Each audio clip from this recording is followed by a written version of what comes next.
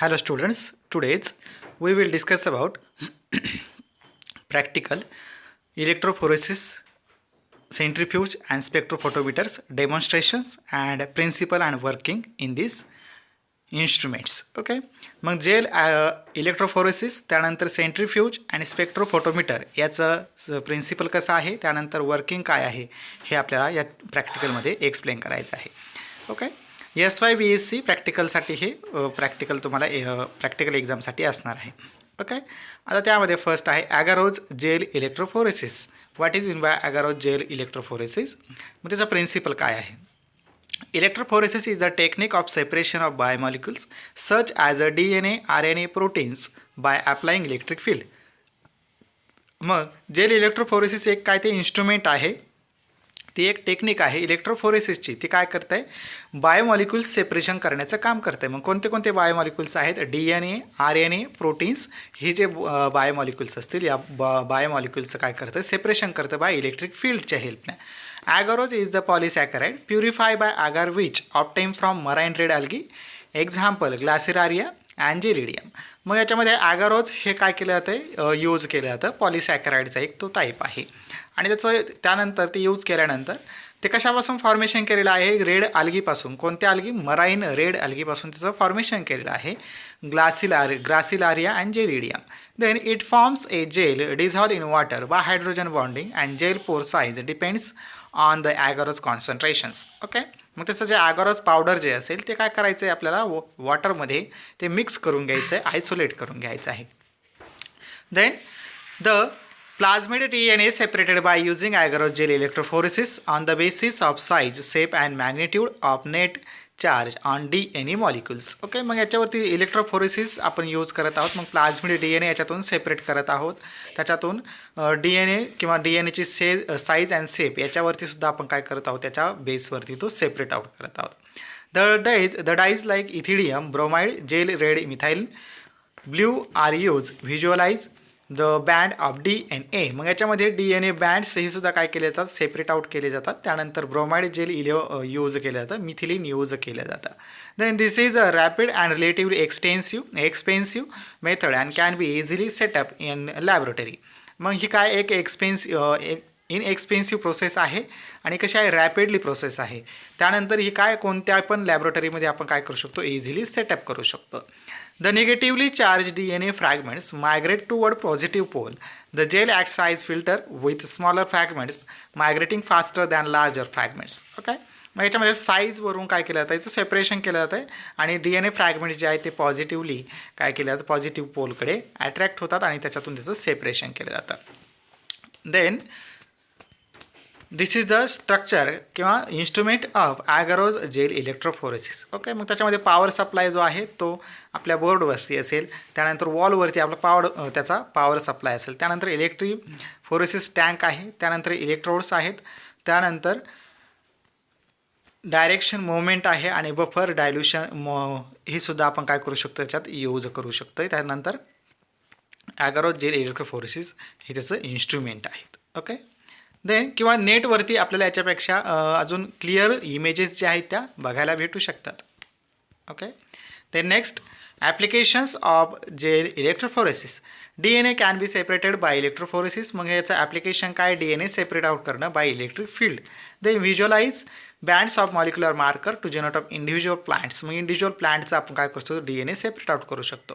Verify amplification by PCR or sequencing reactions. मग PCR टेक्निकसुद्धा आपण इथं यूज करू शकतो. त्याच्या हेल्पनं DNA सिक्वेन्सन्स हे चेक करू शकतो. Then check quality and quantity genomic DNA and DNA extraction. Separate DNA fragments to clone specific band. मग फ्रॅगमेंट DNA जर असेल त्याचासुद्धा आपण काय करू शकतो? त्याचा क्लोन सेपरेट स्पेसिफिक करण्यासाठी आपण जेल इलेक्ट्रोफोरेसिसचा यूज करू शकतो. Then centrifuge machine. त्याचं मग प्रिन्सिपल काय आहे? Centrifuge is the device use for separating particles from solution according to their size, shape, density, viscosity of the medium and rotor speed by applying centrifugal force. मग याच्यामध्ये काय केले जातं आहे?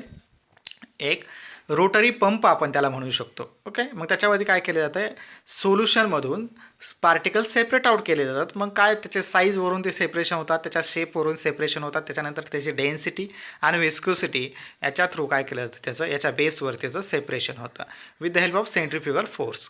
मग त्याचे ॲप्लिकेशन सांगितलेत. In a solution particles higher density than solvent gel sediment and particles that are lighter than of that solvent floated to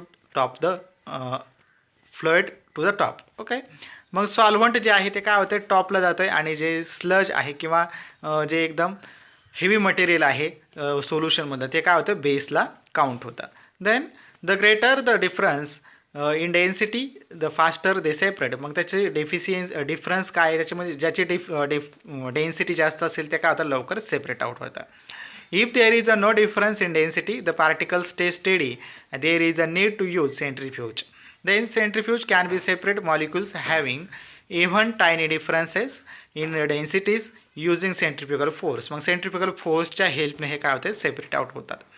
Centrifuge is a used industries, research laboratories to separate particles or macromolecules like cells, subcellular components, proteins, nucleic acid, etc. मग इंडस्ट्रीमध्ये सुद्धा use केलं जातं आहे, रिसर्चमध्ये use केलं जातं आणि लॅबोरेटरीजमध्ये सुद्धा काय केलं जातं यूज केलं जातं ह्या सेंट्रिफ्यूज मशीनचा. मग त्याच्यामध्ये मॅक्रो मॉलिक्युल्स सेपरेट आउट केले जातात, सेल्स सेपरेट केले जातात, सब सेल्ससुद्धा सेपरेट केले जातात, त्यानंतर प्रोटीन्स अँड न्यूक्लिक ॲसिड हे जे मटेरियल आहे हे सुद्धा काय केलं जातं सेपरेट आउट केले जातं आहे. This is the machine of instrument of centrifuge. Okay, मग त्यामध्ये फर्स्ट आहे त्याचं जे लीड त्याचं ओपनिंग आणि आपण क्लोज ते डोअर आहे. त्यानंतर सॅम्पल ट्यूब्स आहे, त्याच्यामध्ये ट्यूब्स असतात. त्यानंतर रोटर आहे, स्टार्ट स्टॉप बटन आहे, speed regulator RPM, then time regular आहे. त्यानंतर लीड ओपन बटन, मग हे वरचं जे लीड आहे ते अप डाऊन करण्यासाठी तिथं एक बटन आहे. Then this is the centrifuge machine. Okay, then मग suspension in process and induced gravitational field and separation of complete supernatant and precipitate. मग त्याच्यामध्ये ज्यावेळेस आपण सोल्युशन एंटर करू त्या ट्यूबमध्ये मग त्याच्यामध्ये काय होतं आहे सेपरेशन होतं आहे प्रेसिपिटेटचं आणि सुपरनटन. जे वरती येईल त्याला सुपरनटन असं म्हटलेलं आहे, जे लिक्विडिफाय असेल ते सुपरनटन आणि जे सॉलिडिफाय असेल त्याला प्रेसिपिटेट असं म्हटलेलं आहे. त्या ट्यूबमध्ये ते काय होतं आहे प्लेस आउट होतं आहे. Okay, this is the working of centrifuge machine.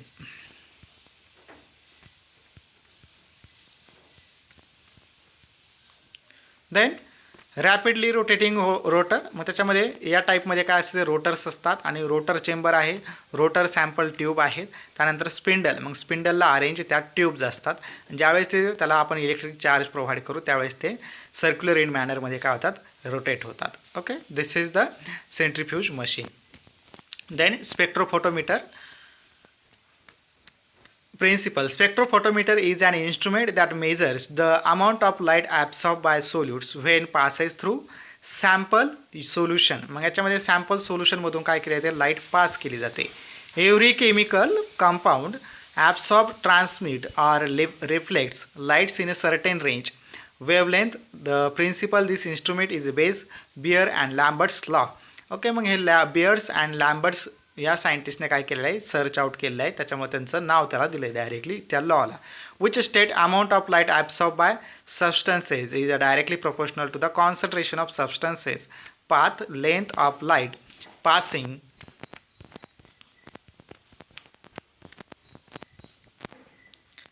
Passing through the proportional concentration substance.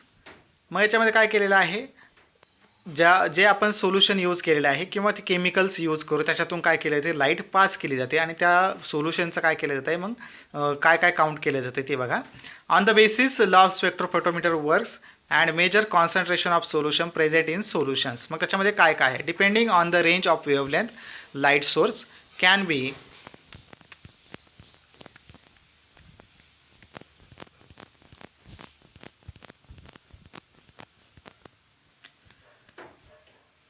Classify into 2 different types. मग व्हिजिबल स्पेक्ट्रोफोटोमीटर आहे, त्यानंतर अल्ट्राव्हायोलेट स्पेक्ट्रोफोटोमीटर.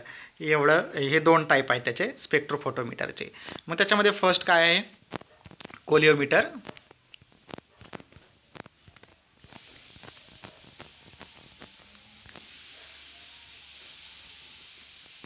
कोलिमॅटर लेन्स, त्यानंतर लाईट सोर्स आहे, वेवलेंथ सिलेक्टर आहे. मग कोणतं वेवलेंथ सिलेक्टर आपण तिथं यूज करू शकतो ते तिथं फिक्स केलेलं आहे.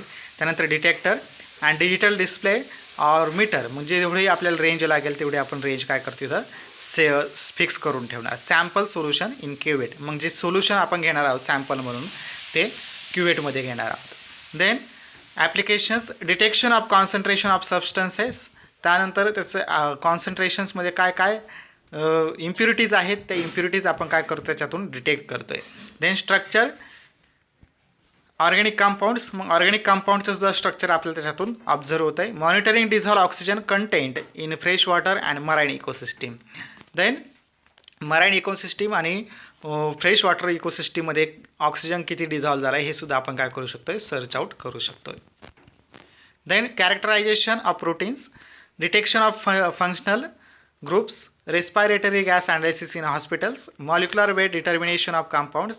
The visible and ultraviolet spectrometer may be used to identify classes of compounds in both pure state and biological preparations. Okay, मग एवढे सगळे जे वर्क आहेत हे सगळे ॲप्लिकेशन्स आपल्याला स्पेक्ट्रोफोटोमीटर थ्रू करता येतात.